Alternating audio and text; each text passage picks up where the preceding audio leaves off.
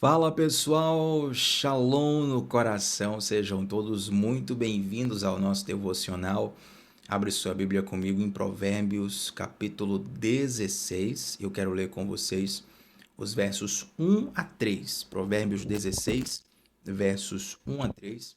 Esse vai ser o texto base de hoje e para mim tem sido uma bênção estar com você aqui de segunda a sexta, 7h30 da manhã, sempre começando o dia mergulhando na palavra de Deus.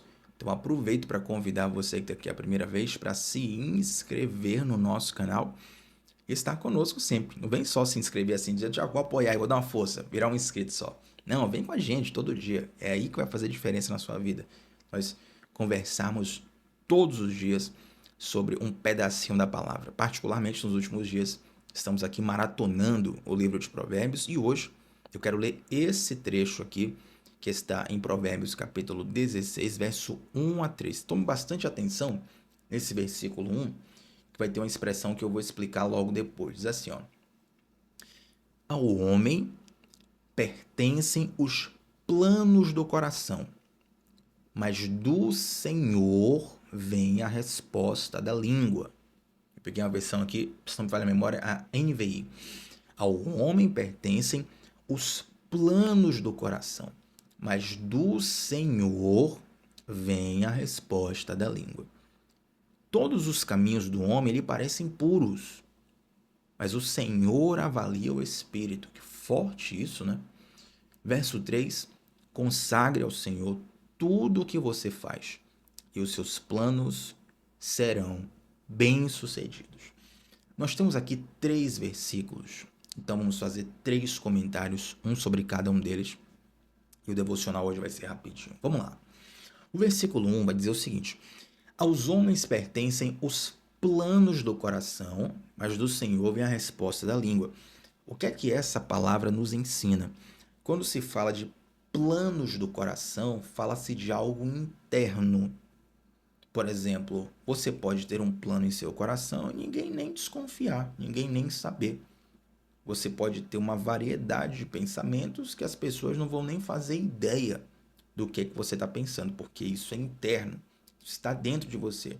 Quando se fala assim, ó, a resposta da língua, está falando de algo externo, está falando de concretização, planejamento e concretização. Você pode planejar o que for, você pode se organizar como for, você pode se esforçar como for, mas o sucesso do teu planejamento depende de Deus.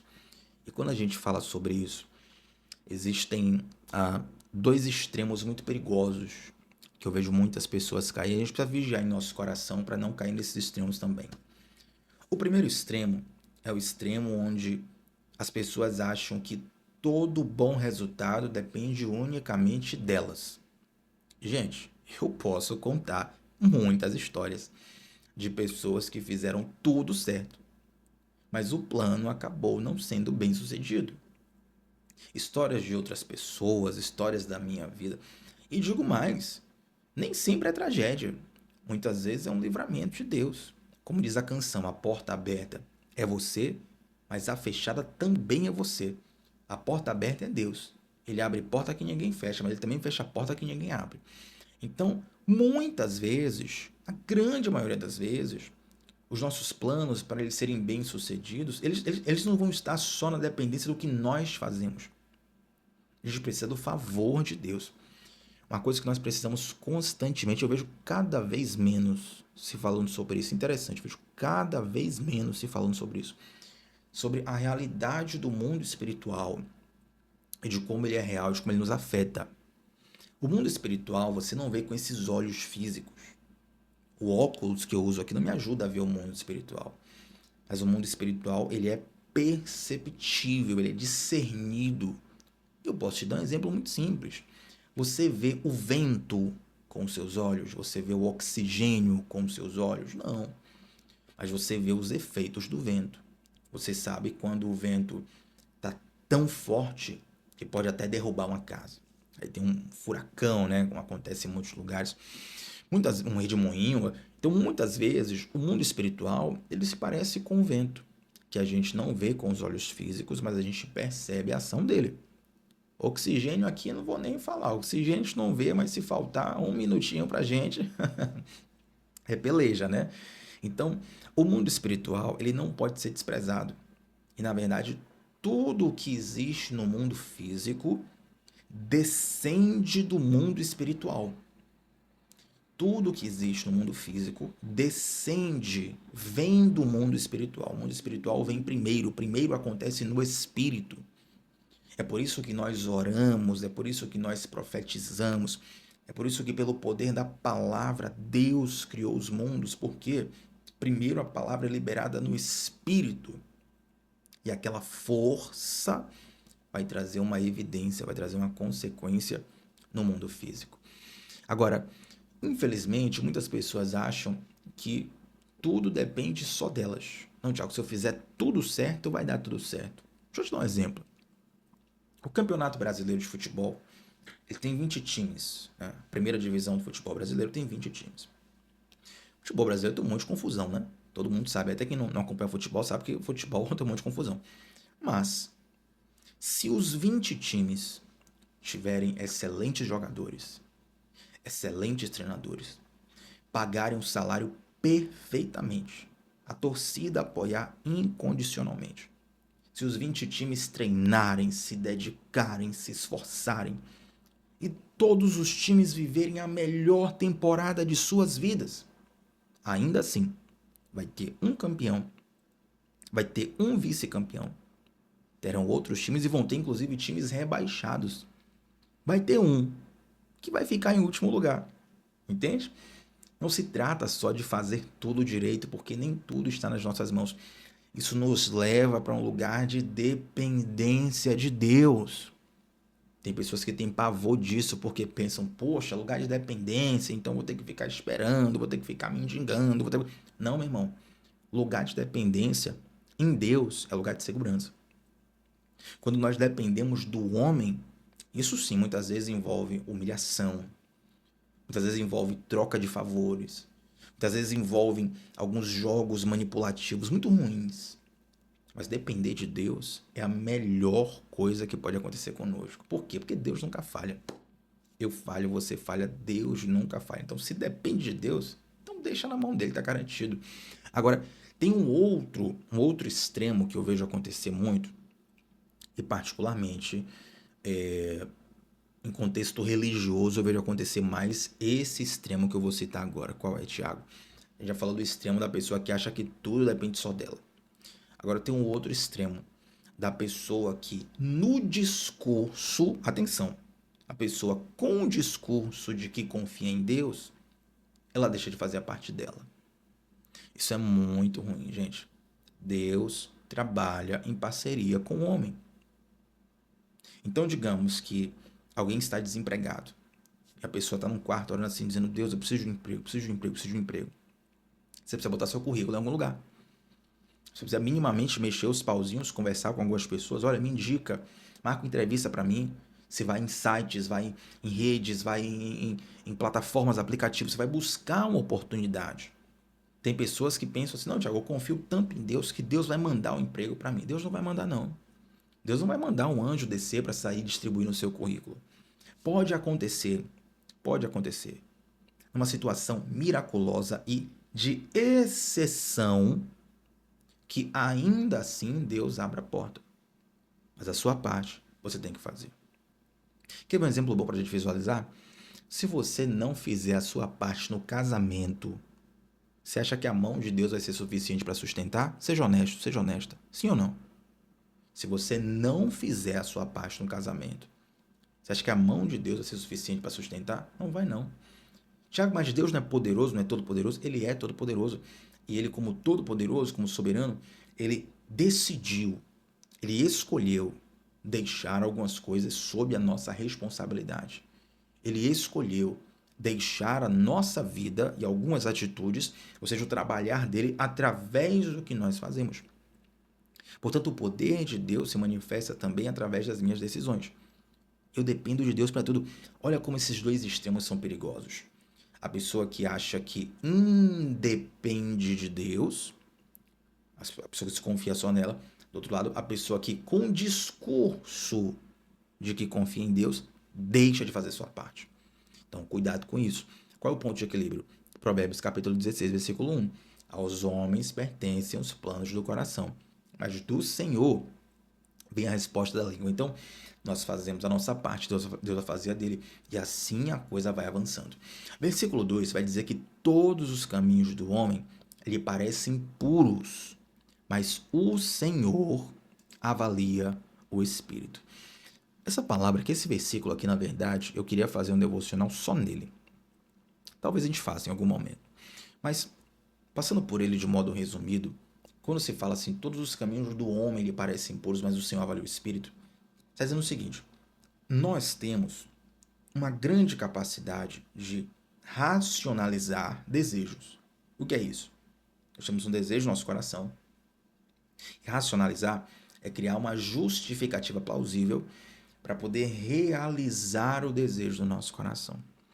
Por exemplo, você conhece alguém que quer tanto cometer um erro que elas criam uma justificativa, elas criam até uma doutrina para poder proteger e defender o seu erro. Por quê? Porque no fundo a pessoa quer errar, mas ela quer errar de consciência aliviada, de consciência anestesiada. Então ela cria todo um discurso, sabe? Então assim, ó, os caminhos aí você conversa com uma pessoa, a pessoa acha que está fazendo tudo correto. Todos os caminhos para o homem lhe parecem puros, mas o Senhor, ele conhece o que está por trás de cada pensamento. Ele conhece o que está por trás de cada sentimento. Interessante, quando Samuel ele foi ungir Davi como rei, tem a famosa frase, né? Samuel olha primeiro os irmãos de Davi e Deus fala assim com Samuel: Samuel, você está avaliando a altura, você está avaliando a força, você está avaliando a beleza, você está avaliando isso, aquilo. Samuel, eu não vejo como o homem vê. Eu vejo o coração.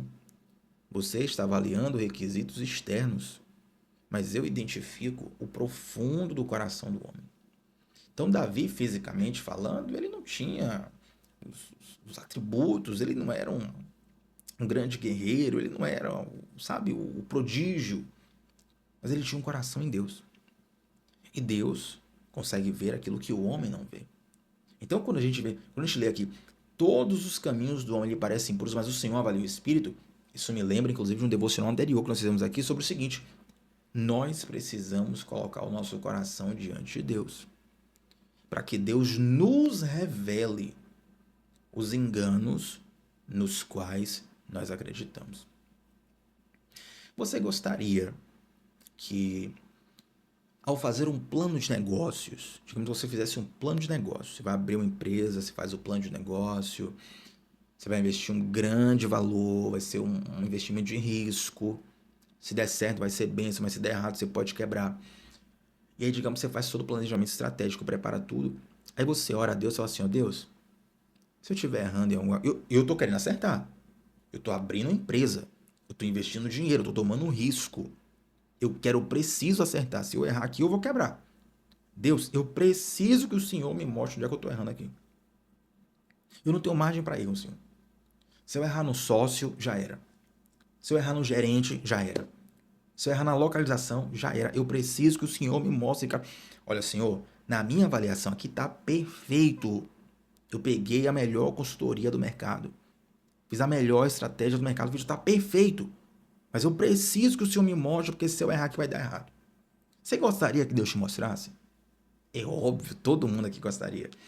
Agora, por que a gente não gosta quando Deus mostra o que está errado em nosso coração? Porque da mesma forma que o empresário, ele, na visão dele, está fazendo tudo certo, né? Se tiver alguma coisa equivocada, ele não está percebendo. Se ele perceber, ele vai mudar. Então, na visão dele, está fazendo tudo certo, mas Deus vê além. Então, o mesmo Deus que vê além no planejamento estratégico empresarial é o mesmo Deus que vê além no nosso coração. Então, todos os caminhos do homem lhe parecem puros, mas o Senhor avalia o espírito. Aí nos cabe orar e dizer: Senhor, me mostra o que precisa ser mudado aqui dentro. Muitas vezes, eu vou falar um negócio muito sério aqui, tá? Muitas vezes, a gente quer uma visão de águia para Deus mostrar o pecado do outro, o erro do outro, a falha do outro. Mas o Senhor quer abrir os nossos olhos para nós enxergarmos as nossas misérias, os nossos pecados, as nossas falhas. É assim que a gente cresce. A gente quer discernimento, revelação, profecia. para enxergar a falha, a queda dos outros, o pecado dos outros.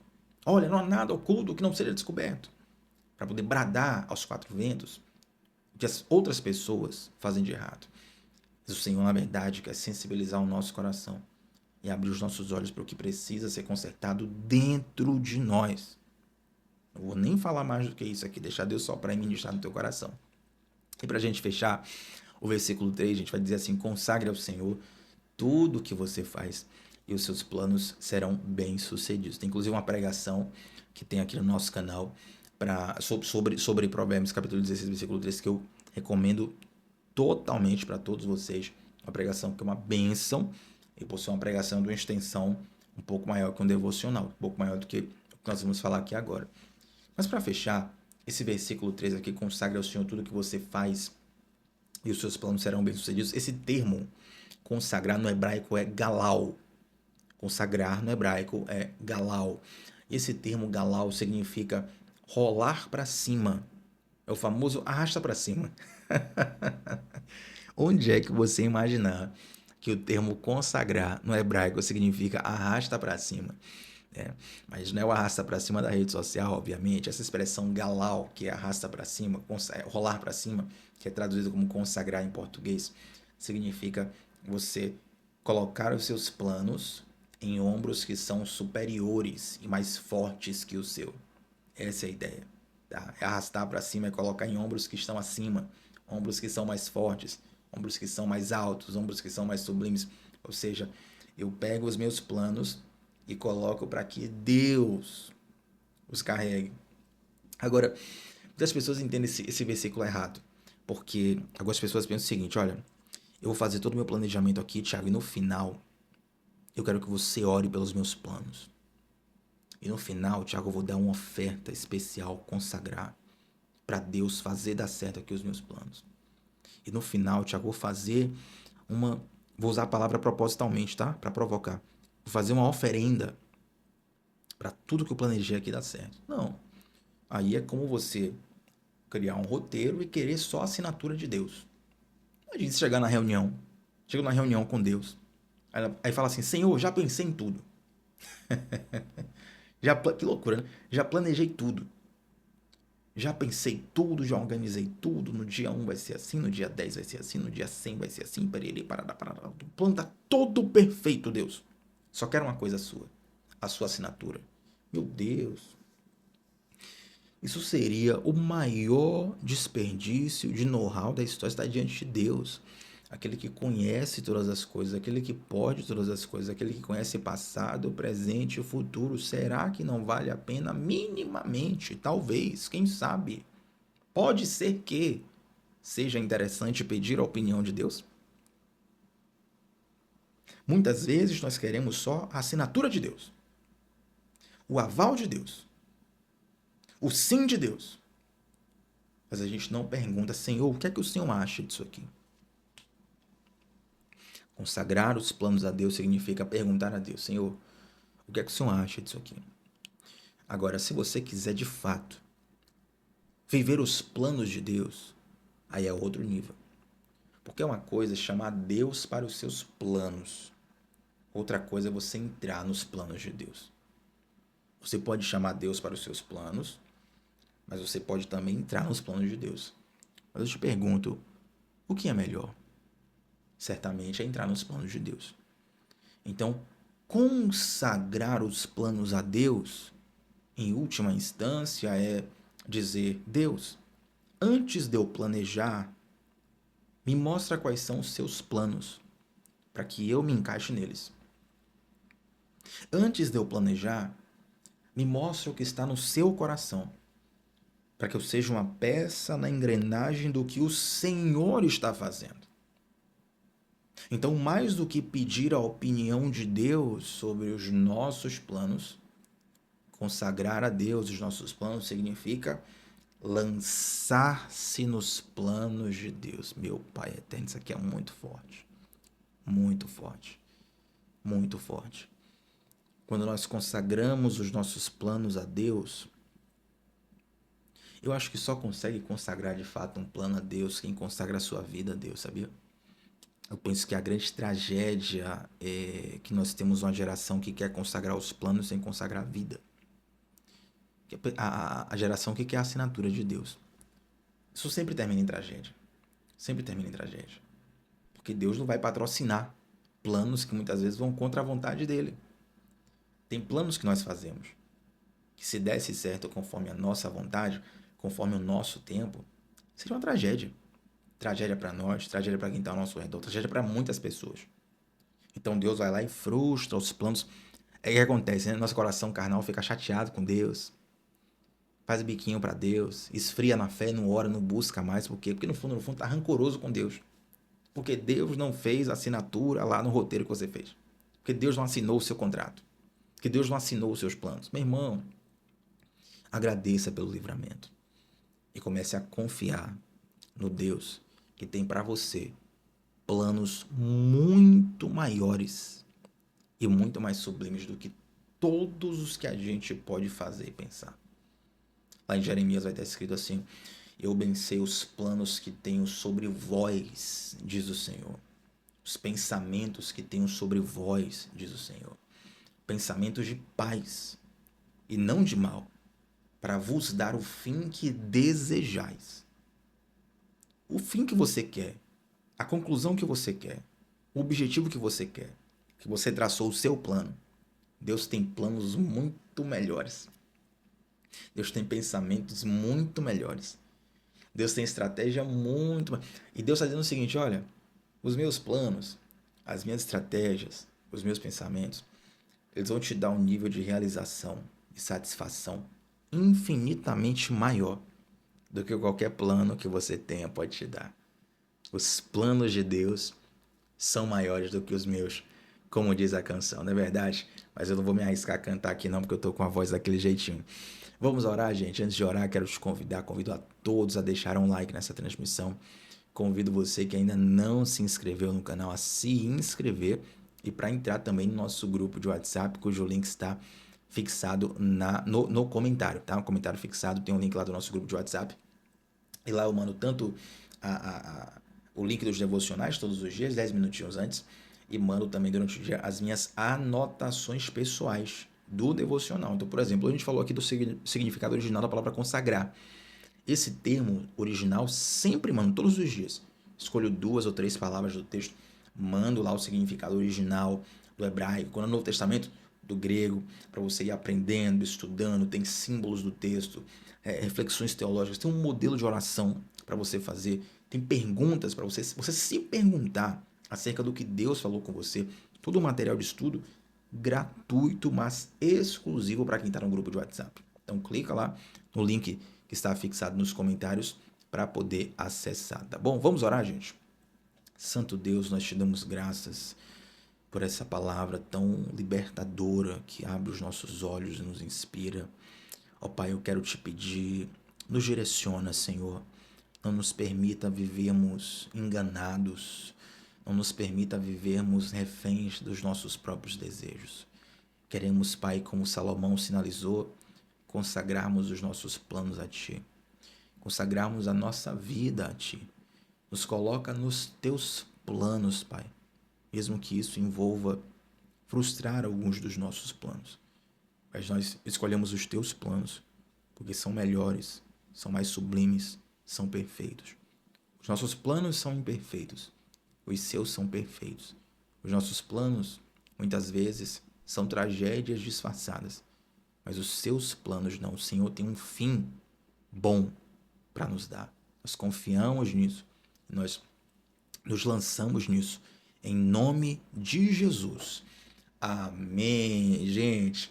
Olha, antes de sair desse devocional, pelo amor de Deus, comenta aqui qual foi a parte que o Senhor mais falou ao teu coração. Tamo junto sempre, de segunda a sexta, às 7h30 da manhã, começando o dia mergulhando na palavra de Deus. Gente, até a próxima. Tchau, tchau.